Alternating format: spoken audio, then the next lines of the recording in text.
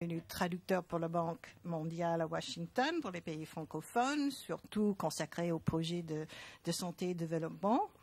Il reprend ses études de droit, il devient avocat pendant des années. Il participe à 2 revues, le journal qui traite de la loi internationale et la législation comparée, et le journal de la loi et la sexualité. Et ses intérêts sont divers, mais toujours orientés vers le droit des individus, souvent négligés par les sociétés. Les prisonniers de droit commun issus des minorités, les séropositifs, les pauvres qui ne peuvent pas divorcer. Ça, c'est quelques-uns de ses intérêts. Sa thèse de doctorat s'intitulait « L'hygiène, la citoyenneté et la régénération juive dans le protectorat de la Tunisie ». Et en tant qu'historien de l'histoire de la médecine, il s'intéresse tout particulièrement à la façon que les autorités françaises du protectorat divisaient pour régner. Comment on a détruit des quartiers traditionnels et cantonné les populations de la Tunisie en zones urbaines destinées à chaque groupe religieux. Voilà. J'espère que je n'ai pas dit des choses incorrectes. No, it was all correct. I stand accused. Pas du tout, absolument. Je reconnais. When the Germans occupied Tunisia in late autumn of 1942, Tunis faced a full-scale humanitarian crisis. As the Wehrmacht pressed thousands of Jewish men into forced labor camps, thousands of refugees flooded Tunis, fleeing the Allied bombardment of Bizerte. Displaced people in Tunis, as well as men being sent to slave labor camps, desperately needed warm clothing, food, medical supplies, and various sundries to ensure survival. Although the Jewish community paid the Wehrmacht a food allowance of 25 francs per day per prisoner, the Germans reneged on their promise to care for the prisoners. With much of the male population either in forced labor or in hiding, how did the remnants of the Jewish community handle the overwhelming burden of provisioning the remaining Jewish population, as well as the more than 5,000 prisoners? This presentation investigates the broader ramifications of the domestic sanitary movement and the expansion of women's social networks in the Jewish community of French colonial Tunis in the late 19th and early 20th centuries. It describes the ways in which Jewish women formed their own socio-medical system alongside male-dominated scientific medicine, and how this new system likely sustained the Jewish population during the Nazi occupation of Tunisia. Although the historical record contains scant reference to women's resistance during the Nazi occupation of Tunis, I argue that based on socio-medical evidence from the interwar years, women's networks must have played a pivotal role. Prior to the outbreak of war, Jewish women had created medical and charitable networks to disseminate modern hygienic practices, nutritional advice, and social organization beyond a scope accessible to outside male physicians. As I will demonstrate, male physicians failed to relocate childbirth to the hospital and to appropriate the medical oversight of women and children. The socio-medical infrastructure formed by Jewish women established practices that forged bonds that helped sustain the Tunis Jewish community throughout the long winter of 1942-43. In the late 19th and early 20th centuries, Western scientists made medical and laboratory discoveries that would forever alter our perceptions of the human body. Part of these revolutionary changes manifested themselves through a newfound preoccupation of scientists and doctors with the welfare of mothers and infants, in part due to the validation of these subjects as worthy of examination by the medical establishment. In the final decades of the 19th century, the medical community appropriated and redefined reproductive science and child rearing as skills that required scientific knowledge and medical training. However, in spite of this push by men to medicalize child rearing and motherhood, Jewish women organized alternative and competing social structures and networks that asserted women's control over the domestic sphere and made lasting impacts on the Jewish community at large. The sanitary movement of the late 19th century, together with the rise of public health movements in the early 20th century, increased exponentially the role and responsibility of women in the domestic domestic arena. Elite Jewish women in Tunis acted as the principal emissaries of the hygienic good news, and they understood that only a carefully tailored message could penetrate the guarded realm of Jewish motherhood. The vast majority of the Jewish population of interwar Tunis belonged to a broadly defined working class. In many ways, for those at the middle and bottom of the socioeconomic ladder, life was a public spectacle and a collective struggle. It was into this milieu of camaraderie and shared sacrifice that privileged Jewish women carried the French civilizing mission and its message of the hygienic household, social organization, and modern child-rearing strategies. According to sanitary science, cleanliness, nutrition, and vigilant oversight were crucial to raising healthy offspring. These tasks, hitherto included within a subset of so-called motherly emotions, morphed into a set of behaviors and activities that were not innately or naturally known by good mothers. Good mothers needed modern medico-scientific instruction to raise healthy children. As adherents to the new sanitary order, Jewish women fought to control the means of social organization and assistance in their own community. For example, Jewish women successfully lobbied to amend the statutes of the Mutualité Maternelle Israélite. They asserted that only women were qualified to advise upon health matters that affected the lives of other women and their offspring.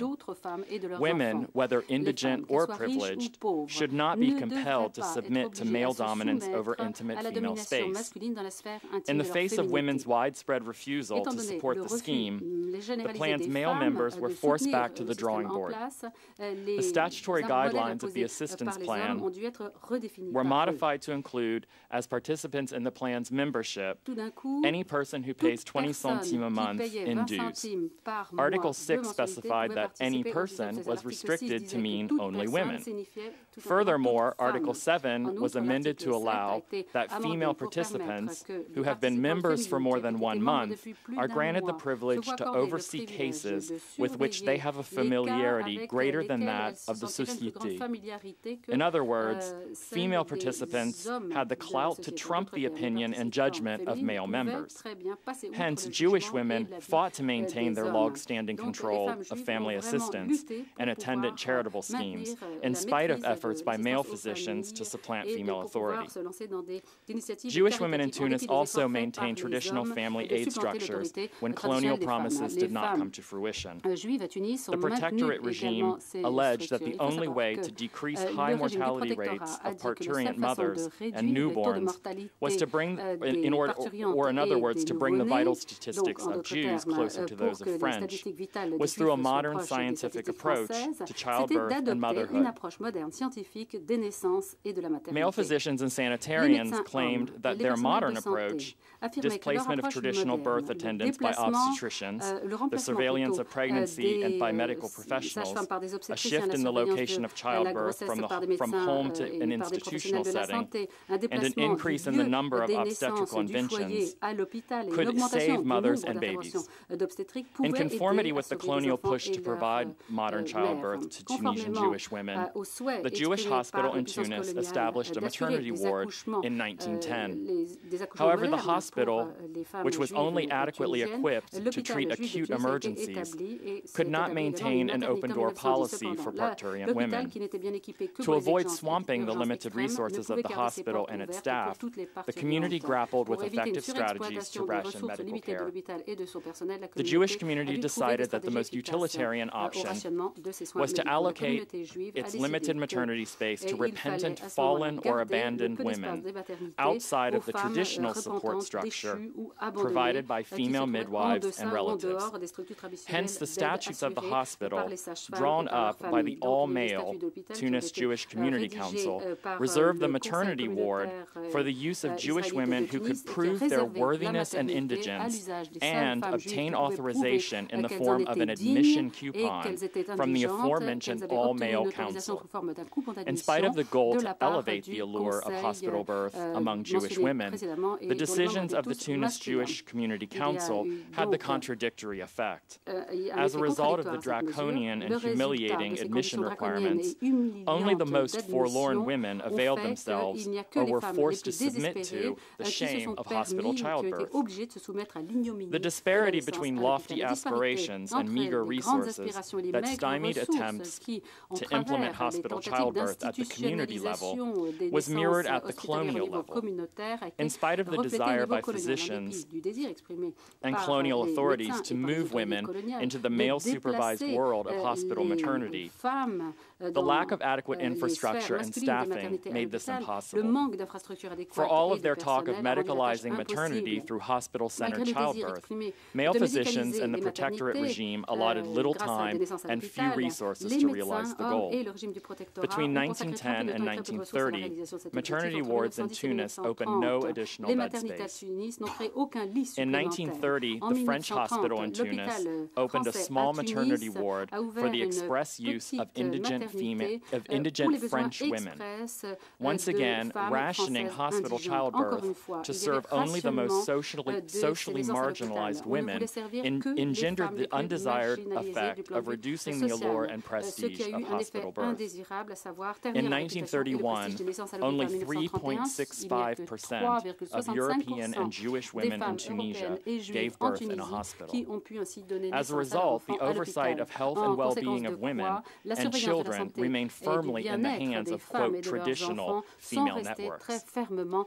A contemporary account of life in interwar Tunis noted that although patriarchal authority was the fundamental organizing principle of the Jewish family in theory, in fact, the mother's authority was preponderant concerning upbringing and education. Elite Jewish women who accepted French normative values complained that working-class Jewish women in Tunis were, quote, ignorant of the most elementary rules of polite conduct and personal hygiene. They don't even know how to care for their children, end quote. In regard to this most essential care, adequate food and nutrition, surveys conducted just prior to World War II revealed that 60% of Tunisians were malnourished, 40% severely so. 1/3 of daily caloric intake was empty carbohydrates, mostly bread. And although Tunisia produced more than enough olive oil to supplement the fat intake of its citizens, it was far too dear to consume domestically. In spite of the evidence demonstrating the dearth of food, many elite Jewish women insisted that maternal apathy caused the misery and malnutrition of Jewish children in Tunis. Quote, the ways that Jewish mothers in the Hara treat their children runs counter to all common sense. They regulate neither what nor when their children eat. This is true to such a degree that the doctor at the dispensary in Tunis was obliged to pay for criers to make announcements so the mothers would know to feed their children every 3 hours. End quote. In many ways, this quote speaks to the disconnect between the lives of Jewish women at the apex of the economic hierarchy and those at the bottom, and to the fundamental ways in which they misapprehended the hand-to-mouth existence of their less fortunate sisters. Nevertheless, prosperous Jewish women worked tirelessly to disseminate their message of order and healthful domesticity to the masses. Elite Jewish women organized numerous charitable events and introduced a multitude of philanthropic, community-based structures. Although frivolous on the surface, these balls, costume parties, and other gala events raised thousands of francs to create novel benevolent organizations in the community. For example, Jewish women's charities systematized and managed a network that purchased thousands of shoes and sweaters for needy children and provided hundreds of thousands of free meals to indigent children. The zeal for domestic organization and community assistance was not the unique reserve of the privileged few. In spite of all of the claims of ignorance and neglect leveled at unacculturated Jewish women of the Hara, in truth, the preponderance of the evidence shows that these mothers were quite attentive, if not doting. Jewish mothers, regardless of income, formed innovative social structures and adopted many forms of modernity that demonstrated a benefit or advantage for their children. Each Jewish woman, whether as a teacher or mother, French or Tunisian, rich or poor, played a role in the drama that was colonialism and should not be considered as an isolated entity belonging to either the colonizer or the colonized. At all stages of the imperial enterprise, the experiences of women were intertwined, and we should consider their stories as belonging to a single, cohesive, albeit complicated historical narrative. In 1933, the number of practicing physicians in Tunisia was only 364, which for a population of more than 2 million people provides a ratio of only 1 in 5,500. Nevertheless, physicians bemoaned the high number of unlicensed women, predominantly Jewish, who practiced medicine in Tunisia. They feared that the presence of cheaper medical alternatives usurped their economic power and distorted the medical marketplace. Supervision of childbirth allowed outside men to establish an economic foothold within the inside sphere of patient-rich female domestic networks. Men enacted restrictive legislation to reduce training opportunities in order to limit female midwifery. Male physicians also worked to resist the socialization of childbirth and to bar foreign physicians from practicing medicine in Tunisia. Preserving a physician's economic prerogative from internal threats, Jewish women, was par for the course. But one striking example from Tunis in 1933 illustrates just how far the regime was willing to go to protect economic turf from external male threats. From the earliest days of the protectorate, the French administration had allowed any physician with a diploma, regardless of nationality, to practice medicine in Tunisia. However, as previously mentioned, by the interwar years, the protectorate regime suddenly alleged a surfeit of physicians. In 1933, Resident General Marcel Pérouton received nearly 50 requests from German Jewish physicians seeking permission to flee Nazi Germany and establish medical practice in Tunisia. According to Pérouton, the voice of the Tunisian regime, the medical proletariat was already flooded, quote, with Jews who could not support themselves, end quote. In spite of repeated pleas by Pierre-Étienne Flandin, the French Minister of Foreign Affairs, Pérouton refused to grant asylum to the doctors. In a terse response to Flandin's request, Pérouton responded that he would like Minister Flandin, quote, to explain to him what his attitude should be toward these German Jews wishing to practice medicine in Tunis, end quote. Pérouton also ordered the summary deportation of all physicians who moved directly to Tunisia without obtaining prior permission. In March 1937, the Protectorate barred the practice of all foreign doctors due to the, quote, oversupply of physicians in Tunisia, The weight of the evidence shows that while men fought to penetrate the female domestic sphere and maintain their economic prerogatives, women were building new networks and organizations that extended philanthropic care beyond their traditional base. Although decreased Jewish infant morbidity and mortality during the Protectorate era has largely been credited to colonial interventions of men, this narrow view of historical events ignores the important contributions of Jewish women. Throughout this period, women retained firm control of both childbirth and the care of children, and in spite of scarce resources, they managed to cobble together a healthy existence for their families. The drastic decline in mortality rates of Jewish children after World War I was due to increased female scholarization, the vulgarization of sanitation and nutritional science, and the vast networks created by women's charitable endeavors. I argue that these same elements contributed to the successful response of the Tunisian Jewish community to the horrors of the German occupation.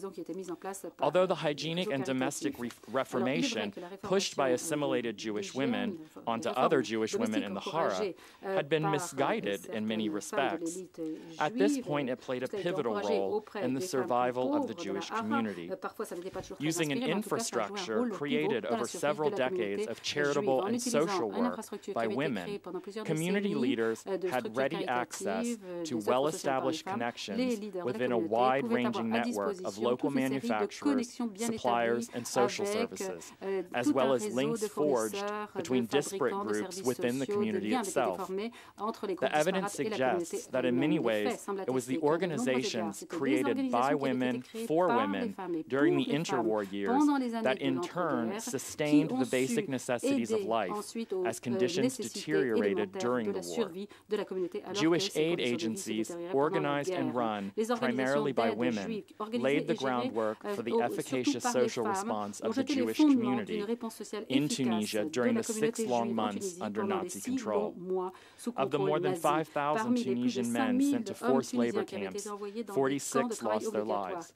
Given the endemic disease and deprivation in the camps, many lives were likely saved by the diligent and often silent effort of women's social and philanthropic organizations. Thank you. Merci.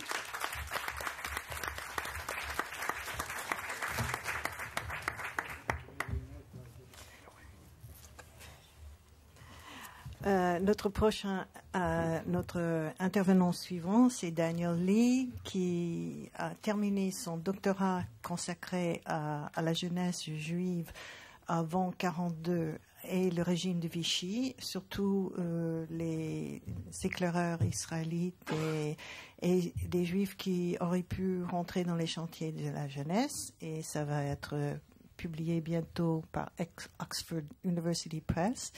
Il a eu une bourse pour de faire des recherches à l'université européenne à Florence, Fiesole en Italie l'année dernière. Il est actuellement chercheur en Israël, et l'année prochaine, et pendant plusieurs années, il sera chercheur associé à Oxford pour poursuivre ses recherches sur les femmes juives en Tunisie. Voilà.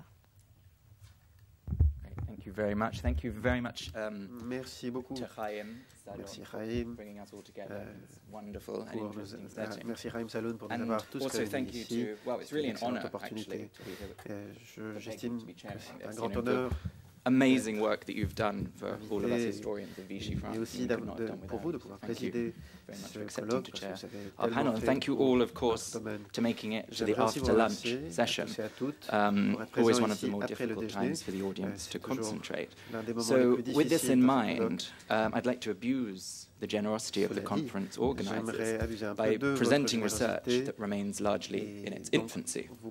So, the purpose of this paper, which is going to focus on Jewish women in Tunisia during the Second World War, is really to outline my research questions and to present some of my hypotheses based on the interviews that I have collected in the past few months. Indeed,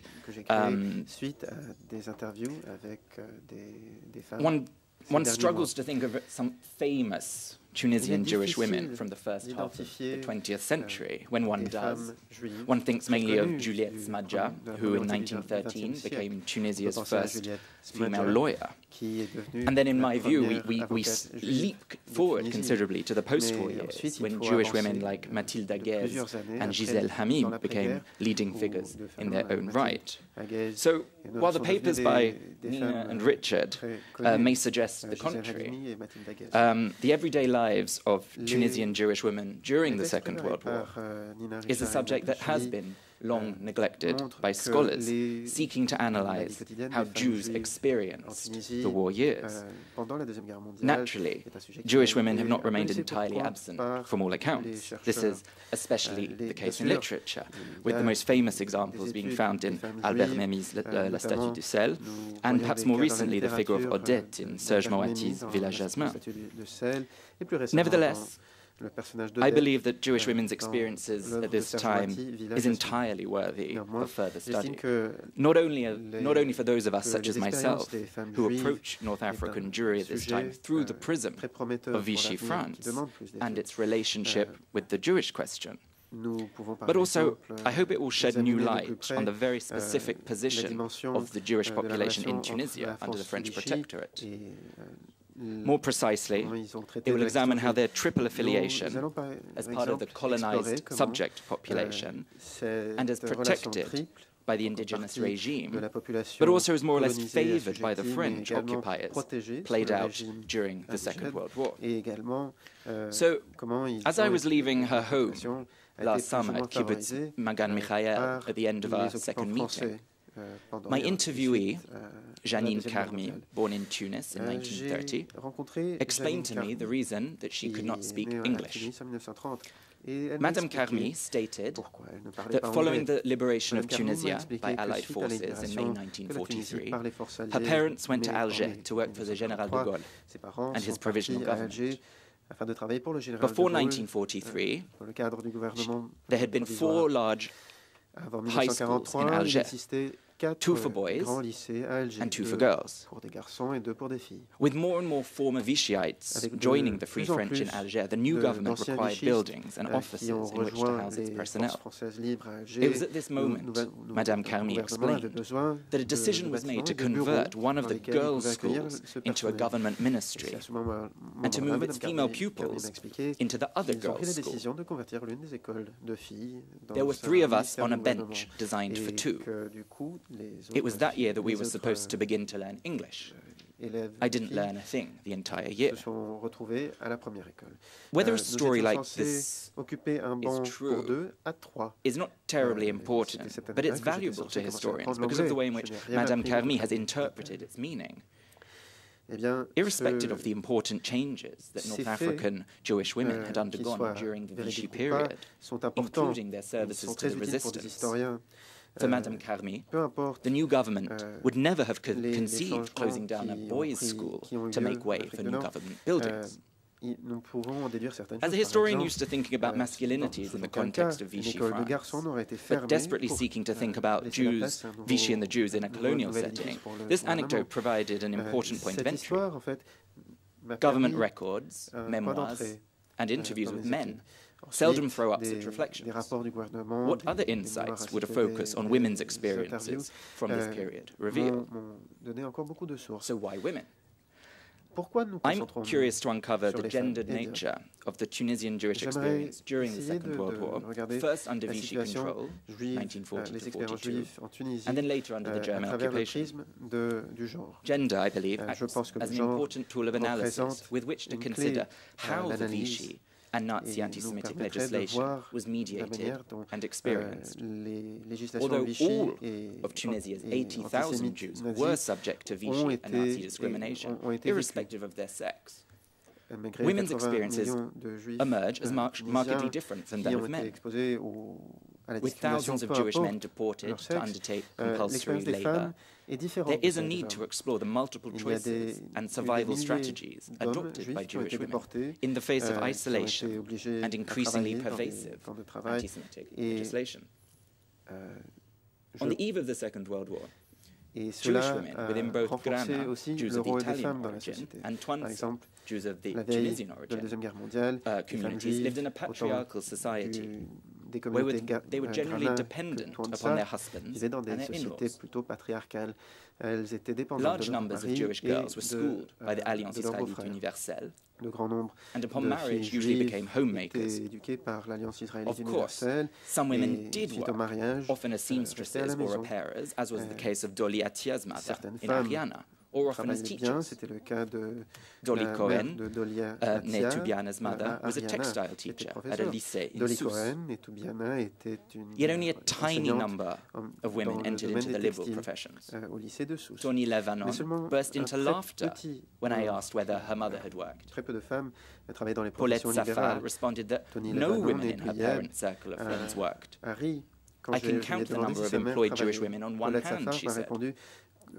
Moreover, Tunisian Jewish women did not reach the same notoriety in the public or cultural sphere as was the case in Algeria, which produced a host of Jewish women writers, novelists, and artists that included Blanche Ben-Dahan and Célestine Aboukir.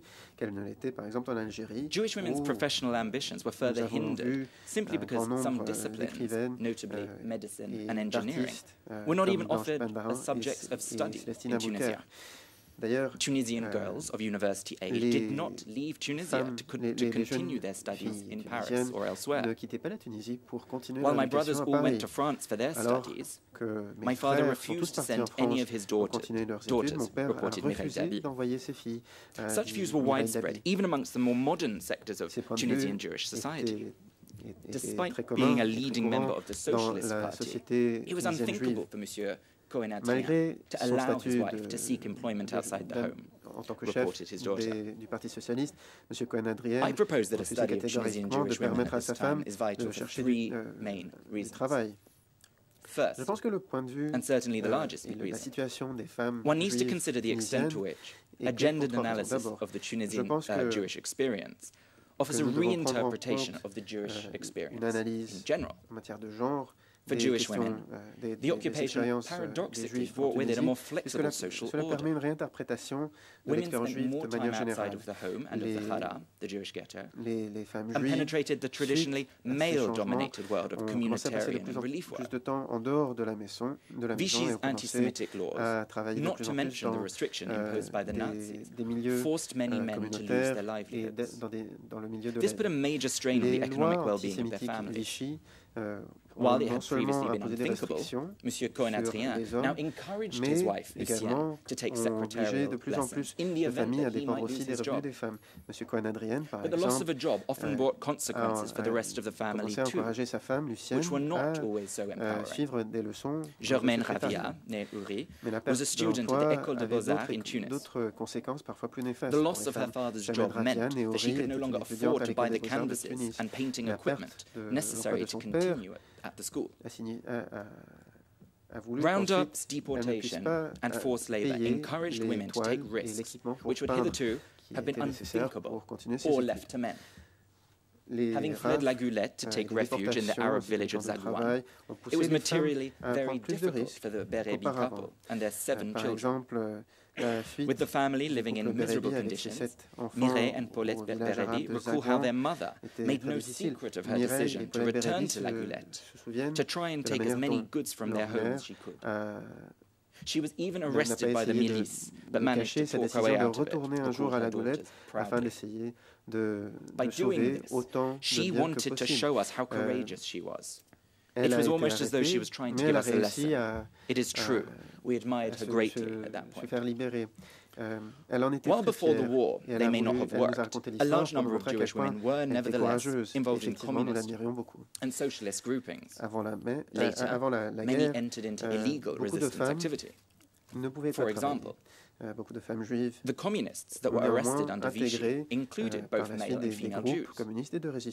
Simone Bessis was arrested and imprisoned for her communist activities. The purpose of me telling you this is not only to underscore the political activism of some Tunisian Jewish women, but also to show the effects that these doctrines had on their families. Because following the Molotov-von Ribbentrop Pact, Simone's family did not speak to her because of her unwavering admiration for Stalin.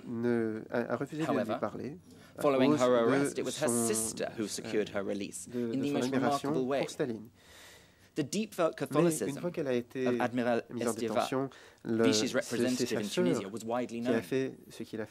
Simone Bessis' sister went directly to the Archbishop of Tunis to beg him to intervene to Estieva on her sister's behalf. Moreover, although tensions had existed between Jews and Muslims for centuries, a concentration on women may help to elucidate why, despite large amounts of Nazi propaganda that we have heard about this morning, Muslims proved reluctant to collaborate in a new form of anti-Semitism. Until now, only one interviewee has solely negative things to say about local Arabs. Most speak of the humanity of their Arab neighbors. Dolly Cohen recalls the kindness of the Arabs at Kala Kebira, in whose house she and her family found themselves. Mireille Dabi recalls that some Arabs would indicate Jewish homes to the Germans by painting a red cross on the house. Raconte comment certains Arabes mettaient des croix rouges sur les maisons juives afin de les indiquer aux Allemands. Finally, analysing women's experiences will shed light on how religious life continued under the occupation. Enfin, How far did women fulfill the religious duties usually performed by men? And to what extent was this encouraged by rabbis, either in their sermons or in their private correspondence? Jusqu'à quel point est-ce que les femmes ont continué à when their husbands were away undertaking forced labor, did Jewish women make Kiddush in their stead? Par exemple, est-ce que one example that I found particularly relevant occurred in February 1943. The Thursday before the parasha of Yitro is, in Tunisia, the Fête des Garçons, where boys are treated as kings, and each boy in the family is presented with a small pigeon. C'est la fête des garçons. Shortages and rationing at the time made it very difficult to find a single pigeon, let alone several. Arlette Nataf recalls her mother's initiative at this time by substituting the chicken and symbolically giving all the boys in the family an egg. A second reason for this focus on women is important because it enables an examination of relationships invisible to studies restricted only to men. For instance, the 9th of December 1942 marked one of the most tragic days of the occupation. More than 2,000 Jewish men were rounded up in Tunis. What has remained absent from all accounts is that this date, which in 1942 happened to be the 6th day of Hanukkah, is for Tunisian Jews the Fête des Filles, celebrating Jewish women and commemorating Jewish heroines. It is a day of celebration, much like Purim, where mothers make their daughters a special cake, a farka, and farkas were often exchanged between female neighbors, families, and friends. Analyzing the mass roundups through a gendered lens of the Fête des Filles provides a new context and stimulates fresh questions regarding Jewish reactions to the day's events. Similarly, Jewish women's thoughts, ambitions, and emotions were drastically altered. While women were omitted from forced labor schemes, they nevertheless were in constant worry for the safety of their husbands, brothers, fathers, sons, especially given that men were often working under heavy Allied bombing. Sometimes, Vichy's racial laws were implemented in contradictory and confusing ways, which affected women across generations. The numerus clausus ensured the removal of most Jewish boys and girls from schools, a measure which was not enacted in the Métropole. Dolly Cohen, who had spent a year practicing at an école de danse, was informed by her teacher 1 week before that she was not allowed to participate in the end-of-year show. I had somehow bought a new tutu and ballet shoes. It is a terrible memory. Ironically, Dolly recalls that her teacher was a Jew who had somehow managed to stay in position. Inquiry into how Jewish women perceive local German troops, especially concerning rumors of rape and violence, is important in analyzing how they navigated their everyday lives differently to men. Germaine Ravia, who was 19 at the time, reported, "My mother had memories of the tirailleurs sénégalais from the turn of the century. She knew that soldiers on leave were likely to commit rape. We seldom left the house in 6 months. It was my mother who stood in line for bread, not us." Finally, what were the relationship between women and men, between women across religious divides? And what was the importance of this as Jewish women attempted to temper the impact of anti-Semitic policy? A third reason relates to the Holocaust and considers the gender differences that pertained in the Nazis' treatment of Tunisian Jews. In Tunisia, the omission of Jewish women from the forced labor scheme increased their chances of survival. This contrasts with, for example, Hungary, where women's omission from the compulsory labor hindered such chances. How do the exceptions granted to Jewish women complicate our understanding of the final solution? What do they bring to conceptualizations of the Holocaust within the existing dichotomy between studies of Eastern and Western Europe? As I mentioned, this project is only in its infancy, and I would like to end by talking about how I'm going to develop the research.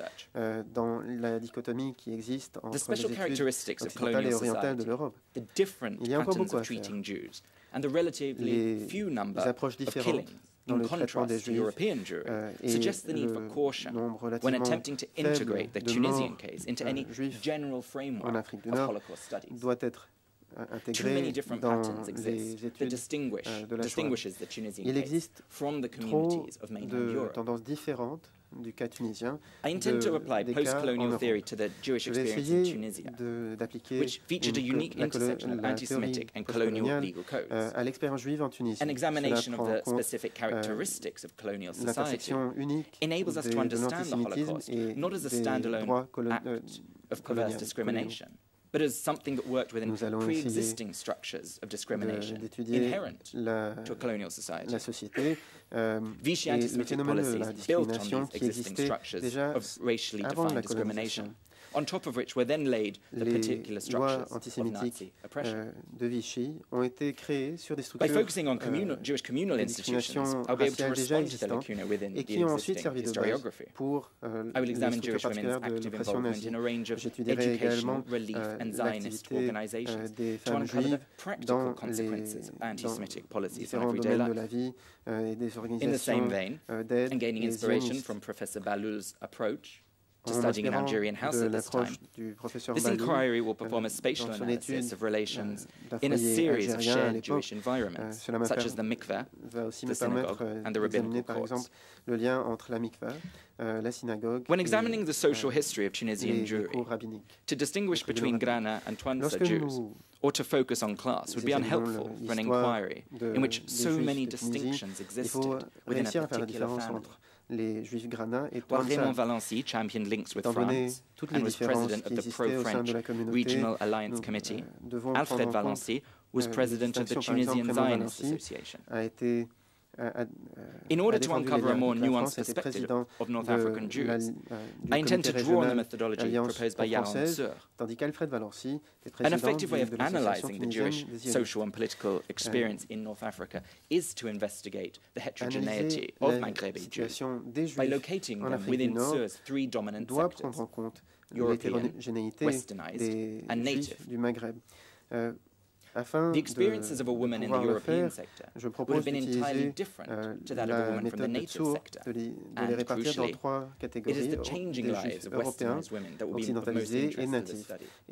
A central hypothesis maintains that women from the native sector would have received greater assistance from Muslims than women from the other sectors. By examining North African Jewry through the sectorial prism and the divisions that existed within, this study hopes to reveal the multiplicity of Jewish social and political experiences that existed during the war. Tunisian Jewry did not undergo the same levels of persecution and victimization that befell their co-religionists in other Nazi-controlled territories.